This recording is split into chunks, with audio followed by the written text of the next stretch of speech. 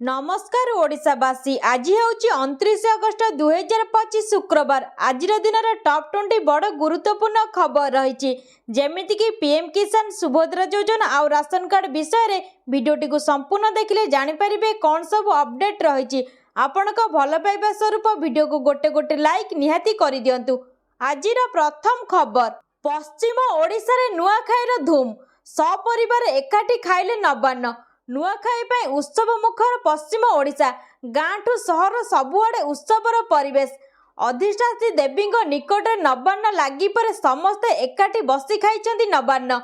विधायक, मंत्री, केन्द्रमंत्री, राज्यपाल समस्ते नबान्न खाई पाली नुआखाई। कृषिभित्तिक गणपर्व नुआखाई पाई उठुची पड़ुची पूरा पश्चिम ओडिशा, गाँ रु सहर सबुआडे उत्सव मुखर परिवेश। घरे घरे जमीची पिठापणा और स्वादिष्ट व्यंजन आसर। संबलपुर अधिष्ठात्री देवी माँ समलेश्वरी निकटरे दिन 10:33 रु 10:55 मध्य लगी होइतिला नबान्न। एहापरे जिलावासी नबान्न खाइथिले। परवर्ती खबर, सरकारଙ୍କ बड़ घोषणा, एणिकी एही पिलांकु मिलिबो मागणारे कोचिंग। छत्तीसगढ़ सरकार नीट एवं जेई प्रस्तुत करुथिबा पिलामानकु उपहार देइछंती। एही पिलामानकु मागणारे कोचिंग जोगाई दियाजिबो। 600 छात्र छात्री को मागणारे कोचिंग दियाजिबो बोली चयन कराजिबो। एमाने एकादश एवं द्वादश श्रेणी छात्र छात्री होइतिबा आवश्यक। सूचना मुताबक राजनंदनगांव जिला प्रशासन प्रतियोगीमूलक परीक्षार प्रस्तुत करुथिबा एकादश एवं द्वादश श्रेणी छात्र छात्री को मागणारे नीट एवं जेई कोचिंग प्रदान करिबार एक नुआ प्रयास आरंभ करिसेंती। परवर्ती खबर, अगस्ट 31 सुधा सारी दियंतु यही काम, नहेले 3 मास मिलिबनी मागणा राशन। ओडिशार राशन कार्ड धारींक पई एक गुरुत्वपूर्ण खबर। जदि आपण मागणा चाउल और गहम पाइबाकू चाहुचंती तेबे अगस्ट 31 पूर्व ई-केवाईसी प्रक्रिया समाप्त करिबा जरूरी। सरकारक निर्देश अनुसार जेउ माने ए प्रक्रिया संपूर्ण करिबे नाही सेमानक राशन कार्ड माध्यम रे आगामी 3 मास पई मागणा राशन मिलिबो नाही। सरकार सूचना अनुसार 0 ରୁ 5 वर्ष बयसर पिला मानकु छाड़ी अन्य समस्त राशन कार्ड यूनिट पई ई-केवाईसी करिबा बाध्यतामूलक। जदि निर्धारित समय मध्य यही प्रक्रिया समाप्त न हुए तेबे संपृक्त यूनिट राशन कार्ड बाद दिया जाई पारे। तेबे जेउ माने समय मध्य ई-केवाईसी संपूर्ण करिवे सेमाने परवर्ती मासरु खाद्य शस्य पाइबा पई योग्य हेबे। परवर्ती खबर, मानविकता देखाइलेनी बैंक कर्मचारी। भत्ता पाई ट्रली रे आसिले 91 वर्षर वृद्धा, बयस 91 छुईलानी, आउ चाली बुली पारु नाहांती। भत्ता टंका देबाकू मना करदेले बैंक कर्तृपक्ष। अन्य किछि उपाय न पाई ट्रली रे बुहा होई आसिले वृद्धा। भत्ता टंका पाई दहगंज।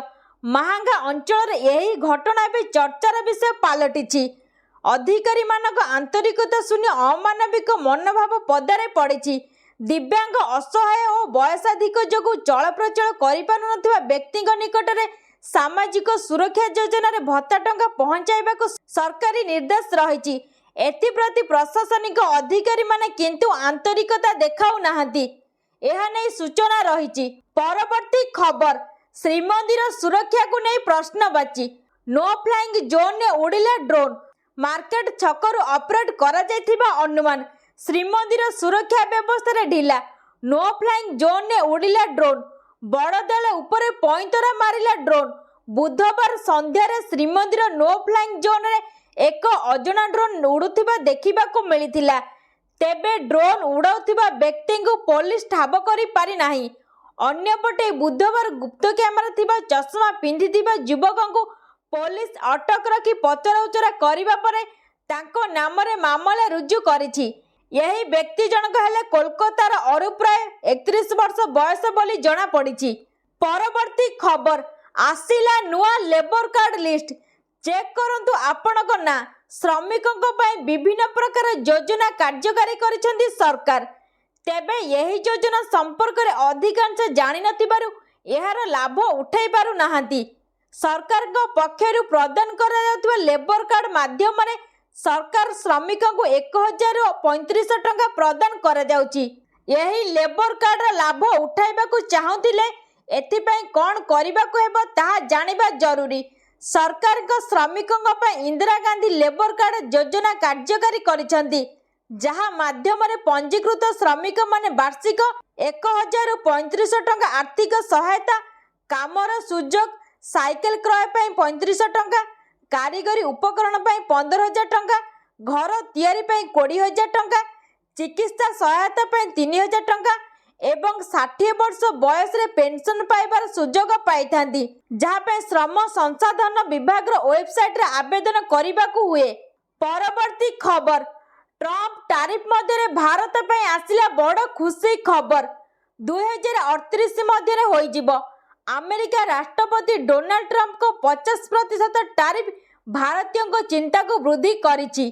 रप्तानिकारी ठारू आरंभ कर उत्पादक पर्यंत समस्ते चिंतित। यही समय रे एक आश्वस्तिकर खबर आसीछि।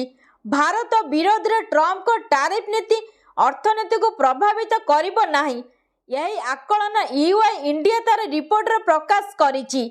ईवाई इंडिया कहिछि टैरिफ रो बोझ एवं विश्व अनिश्चितता सत्ते भारत 2038 सुधा वर्षर द्वितीय बृहत अर्थनीति हेबो। मोट घरोई उत्पाद पीपीपी 34.2 ट्रिलियन डॉलर पहुंचीबो।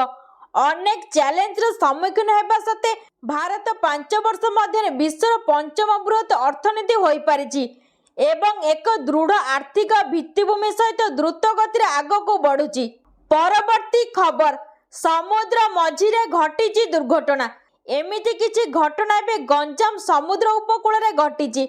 गंजाम पोड़मपेटा समुद्र रे माछ मारिबा बेले डंगा ओलटी मत्स्यजीवी निखोज घटना रे चालिछि सर्च ऑपरेशन।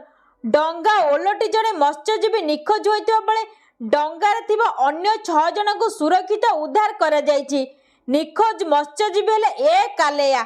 भोर 4टारे समुद्र को माछ मारिबा पई छत्रपुर ब्लॉक स्थाननुलिया नुआ गाँव 7 जन मत्स्यजीवी जाइथिले। पोड़मपेटा निकट समुद्र रे डंगाटी भारसाम्य हराई ओलटी जाइथिला।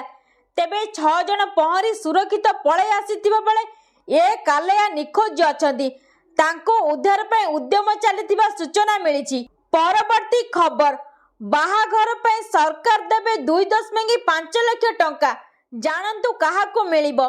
केंद्र और राज्य सरकार को विवाह प्रोत्साहन योजना जाति धर्म और सामाजिक सीमा अतिक्रम करी अंतर्जातीय विवाह को प्रोत्साहित करबा पई आरंभ करा जायछि, जहां अधीन रे योग्य नवदंपति को 2.5 लाख टंका आर्थिक सहायता प्रदान करा जाए। यही सहायता पाइबा पई विवाहर 1 वर्ष मध्य आवेदन करबाकू हुए एवं आधार कार्ड, विवाह प्रमाण पत्र, बयस प्रमाण पत्र, भोटर आईडी, पैन कार्ड, आवास प्रमाण पत्र, बैंक खाता विवरणी एवं मैरिज एक्ट 1955 अनुଯାୟୀ रेजिस्ट्रेशन करा बाध्यतामूलक। यही योजना सामाजिक समरसता प्रतिष्ठा, छुआ अछुआ भाव दूर करिबारे गुरुत्वपूर्ण भूमिका ग्रहण करुछि। परवर्ती खबर, घरे चलीथिला नुआखाई पर्व पालन, एपटे युवक निर्मम हत्या कले दुर्बृत्त। उत्त्यक्त लोके रास्ता को ओह्लाइले। गुरुवार पश्चिम ओडिशा रे घरे घरे नुआखाई पर्व बेस आनंद उल्लास रे पालित होउतिबा बेले बरगढ़ जिला सोहेला हळदीपाली निकट पेट्रोल पंप रे एक हत्याकांड घटिछि। पेट्रोल पंप परिसर रे हळदीपाली रे बलिष्ठ प्रधान बसिथिबा समय तांको गर्भना ग्राम रे लिपु साहू नामक एक युवक टांगिया रे आक्रमण करी निर्मम हत्या करिसंती। पुलिस अभियुक्त को थाना रे अटक रखिछि। अन्य पक्षे स्थानीय लोके रास्ता रोक करी आंदोलन करुथिबा बेले सोहेला पुलिस पहुंची आंदोलनकारी सहित आलोचना करुछि। परवर्ती खबर, वर्षा परे माड़ी आसिबो प्रबल जाड़, सारा देश को करिबो कलबल। सेप्टेम्बर द्वितीय सप्ताह देशरु प्रायतः मौसुमी चली जाई थाए, किंतु एथर पाणीपाग रे बड़ असामानता देखिबाको मिलिबो। मौसुमी जिबारे विलंब हेबो, किंतु एहारी भितरे अनुभूत हेबो असह्य जाड़। देशर अधिकांश अंचल रे वर्षा और बन्या वित्पात लगी रहितिबा बेले शीत को नहीं आसीछि थरैला भली खबर।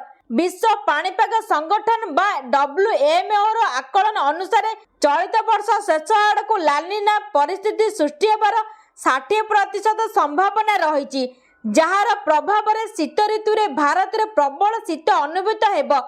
ଲାନିନା କେନ୍ଦ୍ରୀୟ ଏବଂ ପୂର୍ବ ବିଷୁବ ସମୁଦ୍ର ପ୍ରଶାନ୍ତ ମହାସାଗରରେ ସମୁଦ୍ର ପୃଷ୍ଠର ତାପମାତ୍ରାର ବୃହତ୍ ପରିମାଣର ଶୀତଳତାକୁ ବୁଝାଏ, ଯାହା ଫଳରେ ଭାରତୀୟ ଉପମହାଦେଶରେ ବାୟୁମଣ୍ଡଳୀୟ ସଞ୍ଚାଳନରେ ପରିବର୍ତ୍ତନ ହୋଇ ଶୀତକୁ ବଢ଼ାଇବ। ପରବର୍ତ୍ତୀ ଖବର, ଘରୋଇ କୋଚିଂ ଭରସାରେ ଛାତ୍ରଛାତ୍ରୀ। ଅଧା ଓଡ଼ିଶାର ଛାତ୍ରଛାତ୍ରୀ ଟ୍ୟୁସନ ମୁହାଁ ହେଉଛନ୍ତି। ସରକାରଙ୍କ ଫୋକସରେ ଶିକ୍ଷା, ଛାତ୍ରଛାତ୍ରୀଙ୍କ ଉଜ୍ଜଳ ଭବିଷ୍ୟତ ପାଇଁ ମାଳମାଳ ଯୋଜନା, ହେଲେ ବାସ୍ତବତା ସମ୍ପୂର୍ଣ୍ଣ ଭିନ୍ନ। ଛାତ୍ରଛାତ୍ରୀ ସ୍କୁଲ ଯାଉଛନ୍ତି, ହେଲେ ପାଠ ପଢ଼ିବାକୁ ଘରୋଇ ଟ୍ୟୁସନରେ ଲାଇନ୍ ଲଗାଉଛନ୍ତି। କେନ୍ଦ୍ର ସରକାରଙ୍କ କମ୍ପ୍ରେହେନ୍ସିଭ ମଡ୍ୟୁଲାର ସର୍ଭେ CMS ରିପୋର୍ଟରେ ଆସିଥିବା ତଥ୍ୟ ବେଶ୍ ଉଦ୍ବେଗଜନକ। ରାଜ୍ୟରେ ସ୍କୁଲ ପାଠପଢ଼ା ଅପେକ୍ଷା ଘରୋଇ କୋଚିଂ ପାଠପଢ଼ାକୁ ଅଧିକ ଭରସା କରୁଛନ୍ତି ଛାତ୍ରଛାତ୍ରୀ। ସେହିଭଳି ଦେଶରେ 1/3 ସ୍କୁଲ ଛାତ୍ର ଟ୍ୟୁସନ ମୁହାଁ। ଓଡ଼ିଶାରେ ପ୍ରାକ୍ ପ୍ରାଥମିକରୁ ଉଚ୍ଚଶିକ୍ଷା ସ୍ତରରେ 57% ଛାତ୍ରଛାତ୍ରୀ ଟ୍ୟୁସନ ମୁହାଁ ହେଉଛନ୍ତି। ସହରାଞ୍ଚଳରେ 66% ଓ ଗ୍ରାମାଞ୍ଚଳରେ 54% ଛାତ୍ରଛାତ୍ରୀଙ୍କୁ ଟ୍ୟୁସନ ଆବଶ୍ୟକ ରହିଛି। ନବମ ଓ ଦଶମ ଶ୍ରେଣୀର ସର୍ବାଧିକ 68.7% ଛାତ୍ରଛାତ୍ରୀ ଟ୍ୟୁସନରେ ପଢୁଛନ୍ତି ପାଠ।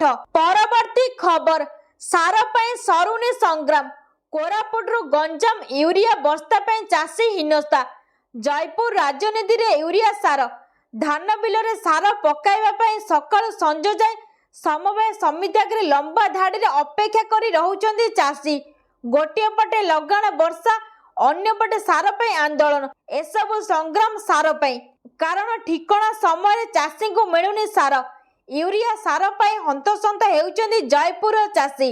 ଘଣ୍ଟା ଘଣ୍ଟା ଧରି ଅପେକ୍ଷା କରିବା ପରେ ସାର ମିଳୁନାହିଁ। ସେପଟେ ୟୁରିଆ ସଂକଟକୁ ତେଜିଲାଣି ରାଜନୀତି। ବିଜେଡି ନେତା ଚାଷୀକୁ ନେଇ ଆନ୍ଦୋଳନର ଡାକରା ଦେଇ କୃଷି ବିଭାଗ ଅଫିସକୁ ଘେରାଉ କରିଛନ୍ତି। ସାମ୍ବାଦିକ ସମ୍ମିଳନୀ କରି ଚାଷୀଙ୍କ ସହ ଥିବା ଆଶ୍ୱାସନା ଦେଇଛନ୍ତି ଜୟପୁର ବିଧାୟକ ତାରାପ୍ରସାଦ ବାହିନୀପତି। ଏସବୁ ଭିତରେ ବିଭାଗୀୟ ଅଧିକାରୀ କହିଛନ୍ତି 4 ଦିନ ଭିତରେ ୟୁରିଆ ସାର ଆସିବ। ପୂର୍ବରୁ ଯାହା ଆସିଥିଲା ତାହା ମକା ଚାଷ ପାଇଁ ଦିଆଯାଇଛି।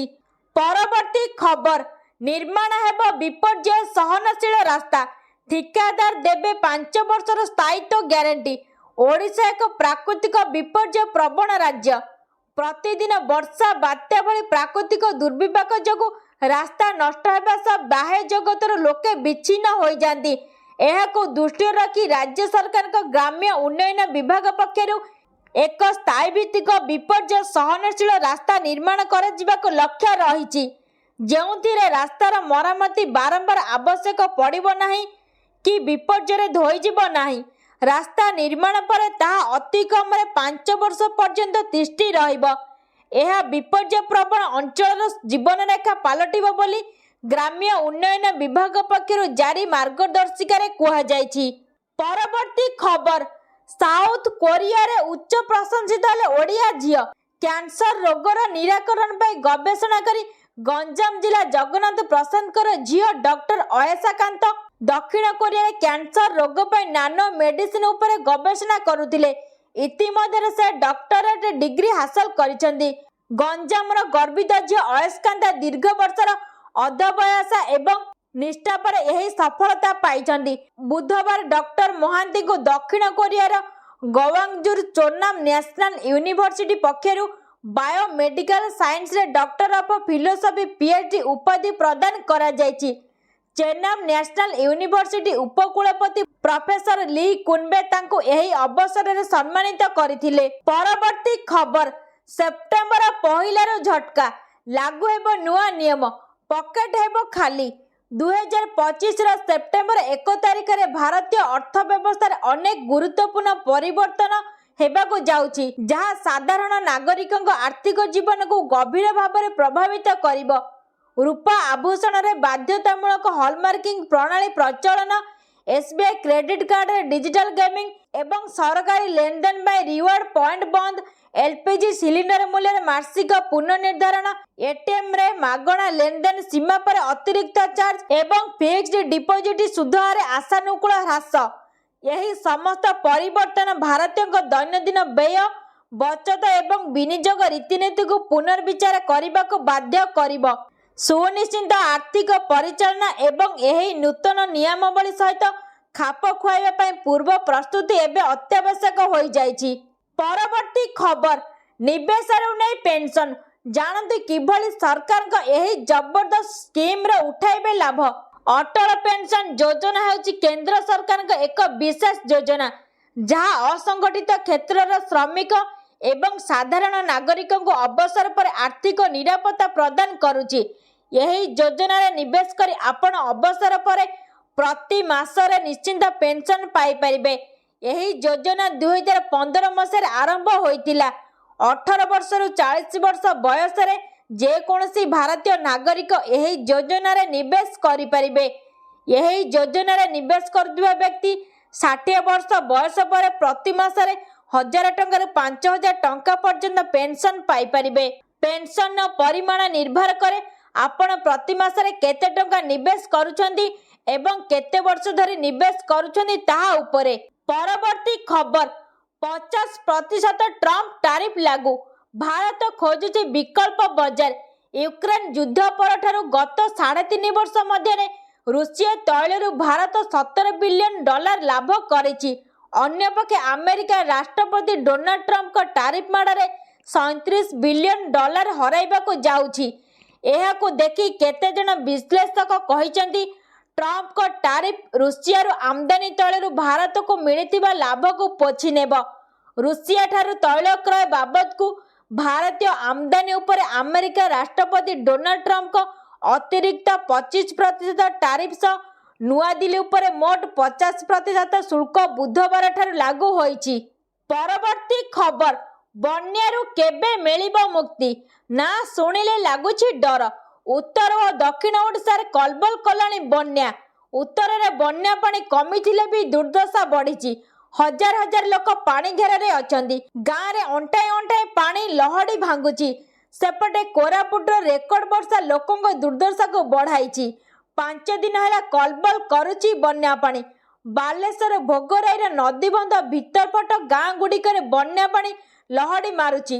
ଭୋଗରାଇର 5ଟି ପଞ୍ଚାୟତର 13ଟି ଗାଁ ଏବେ ଜଳବନ୍ଦୀ ଅବସ୍ଥାରେ ଅଛି। ଲୋକଙ୍କ ପାଖରେ ଏବେ ବି ରିଲିଫ୍, ଗୋଖାଦ୍ୟ ଓ ଅନ୍ୟାନ୍ୟ ସୁବିଧା ପହଞ୍ଚି ପାରିନାହିଁ। ରାସ୍ତାରେ ଅଣ୍ଟାଏ ଅଣ୍ଟାଏ ପାଣି ଚାଲିଛି। ଏଥିରେ ଲୋକେ ଯିବା ଆସିବା କରୁଛନ୍ତି। ପରବର୍ତ୍ତୀ ଖବର, ଭୁବନେଶ୍ୱରରେ ହେବ କୁକୁର ଗଣନା। ଭୁବନେଶ୍ୱର ବିଏମ୍ସି ଅଞ୍ଚଳରେ ହେବ କୁକୁର ଗଣନା। ସେପ୍ଟେମ୍ବର 2ୟ କିମ୍ବା 3ୟ ସପ୍ତାହରୁ ଆରମ୍ଭ ହେବ କୁକୁର ଗଣନା। 7ରୁ 10 ଦିନ ମଧ୍ୟରେ ଭୁବନେଶ୍ୱରରେ ଏହି ଗଣନା ଶେଷ ହେବ ବୋଲି ବିଏମ୍ସି କମିଶନର ଚଞ୍ଚଳ ରାଣା କହିଛନ୍ତି। ଭେଟନାରୀ ଡାକ୍ତରଙ୍କ ପରାମର୍ଶ ନେଇ ପ୍ରତି ୱାର୍ଡରେ ଏକକାଳୀନ ଗଣନା ଆରମ୍ଭ ହେବ। ପ୍ରତି ୱାର୍ଡ ପାଇଁ 3ରୁ 4 ଜଣ ଅଧିକାରୀ ରହିବେ। ଏହି ଗଣନା ପରେ କେଉଁ ଅଞ୍ଚଳରେ କେତେ କୁକୁର ଅଛନ୍ତି ତାହାର ପ୍ରକୃତ ତଥ୍ୟ ଜଣାପଡ଼ିବ। ବହୁଦିନ ଆଗରୁ ଏକ ସର୍ଭେ ହୋଇଥିଲା। ପର୍ଟିକୁଲାର ଡାଟା ବା ତଥ୍ୟ ଜାଣିବା ପାଇଁ ଏବେ ପୁଣି ବିଏମ୍ସି କୁକୁର ଗଣନା କରିବ। ଗଣମାଧ୍ୟମରେ ବିଭିନ୍ନ ତଥ୍ୟ ଆସୁଛି, କିନ୍ତୁ ଏକ ବିଏମ୍ସି ତରଫରୁ ପ୍ରକୃତ ତଥ୍ୟ ଦିଆଯିବ। ଗଣନା ଲାଗି ଟ୍ରେନିଂ ଦିଆଯିବ। ପରବର୍ତ୍ତୀ ଖବର, ଆବାସ ସ୍ୱପ୍ନ ଅଧୁରା। ଜରିପାଲ ଟଣାଘରେ ଦୁର୍ଦ୍ଦିନରେ କଟୁଛି ଜୀବନ। ଗୁହାରି କଲେ ବି ଶୁଣୁନି ପ୍ରଶାସନ। ରାଜ୍ୟ ଓ କେନ୍ଦ୍ର ସରକାର ଅସହାୟ ଗରିବଙ୍କୁ ଆବାସ ଯୋଜନାରେ ପକ୍କା ଘର ଯୋଗାଇ ଦେଉଛନ୍ତି, ମାତ୍ର ଆବାସ ଗୃହ ପ୍ରକୃତ ହିତାଧିକାରୀମାନଙ୍କ ପାଖରେ ପହଞ୍ଚି ପାରୁନି। ଅଯୋଗ୍ୟ ହିତାଧିକାରୀମାନେ ଆବାସ ଗୃହ ହାତାଉଥିବା ବେଳେ ଯୋଗ୍ୟ ଆବାସ ହିତାଧିକାରୀ ଯୋଜନାରୁ ବାଦ୍ ପଡୁଛନ୍ତି। କନ୍ଧମାଳ ଜିଲ୍ଲା ଫିରିଙ୍ଗିଆ ବ୍ଲକ ରତଙ୍ଗ ପଞ୍ଚାୟତର 2 ନମ୍ବର ୱାର୍ଡରେ ଅସହାୟ ବିଧବା ରିତୁ ଦିଗାଲିଙ୍କୁ ଆଜି ପର୍ଯ୍ୟନ୍ତ ଘର ଖଣ୍ଡିଏ ମିଳିପାରି ନାହିଁ। ଯୋଗ୍ୟ ହିତାଧିକାରୀ ହୋଇଥିଲେ ମଧ୍ୟ ଯୋଜନାରୁ ବଞ୍ଚିତ ହୋଇଛନ୍ତି। ବାରମ୍ବାର ପଞ୍ଚାୟତ ଠାରୁ ଜିଲ୍ଲା ପ୍ରଶାସନ ପର୍ଯ୍ୟନ୍ତ ଗୁହାରି କରୁଛନ୍ତି, ହେଲେ ଜଣେ ବି ଅଧିକାରୀ ଶୁଣୁନଥିବା ସେ ଅଭିଯୋଗ କରିଛନ୍ତି। ଏହା ନେଇ ସୂଚନା ରହିଛି। ପରବର୍ତ୍ତୀ ଖବର, 31 ବର୍ଷ ପରେ ଓଡ଼ିଶାରେ SC/ST ଜାତୀୟ ସମ୍ମିଳନୀ। ଆଦିବାସୀ ବିକାଶରେ ସଂସଦୀୟ କମିଟିର ଭୂମିକା ଉପରେ ହେବ ଆଲୋଚନା। 31 ବର୍ଷ ପରେ ଓଡ଼ିଶାରେ ଆୟୋଜନ ହେବ ଅନୁସୂଚିତ ଜାତି ଓ ଜନଜାତି ଜାତୀୟ ସମ୍ମିଳନୀ। ଆସନ୍ତା 29 ଓ 30 ତାରିଖରେ ଭୁବନେଶ୍ୱରରେ 2 ଦିନିଆ କାର୍ଯ୍ୟକ୍ରମ ଅନୁଷ୍ଠିତ ହେବ। ଲୋକସଭା ବାଚସ୍ପତି ଓମ୍ ବିର୍ଲା ଏହି କାର୍ଯ୍ୟକ୍ରମ ଉଦ୍ଘାଟନ କରିବେ। ଏହି କାର୍ଯ୍ୟକ୍ରମରେ ରାଜ୍ୟପାଳ ଓ ମୁଖ୍ୟମନ୍ତ୍ରୀଙ୍କ ସହ 3 କେନ୍ଦ୍ରମନ୍ତ୍ରୀ ସାମିଲ ହେବେ। ବିଧାନସଭା ବାଚସ୍ପତି ସୁରମା ପାଢ଼ୀ ଏହା ନେଇ ସୂଚନା ଦେଇଛନ୍ତି। 1994 ପରେ ପ୍ରଥମ ଥର ପାଇଁ ଓଡ଼ିଶାରେ କୌଣସି ସଂସଦୀୟ କମିଟିର ବୈଠକ ହେବାକୁ ଯାଉଛି। ସବୁ ରାଜ୍ୟ ଏବଂ କେନ୍ଦ୍ରଶାସିତ ଅଞ୍ଚଳର ବିଧାନସଭା କମିଟିର ଜଣେ ଅଧ୍ୟକ୍ଷ, 5 ଜଣ ସଦସ୍ୟ ଏବଂ 4 ଜଣ ବିଧାୟକ ଯୋଗ ଦେବେ।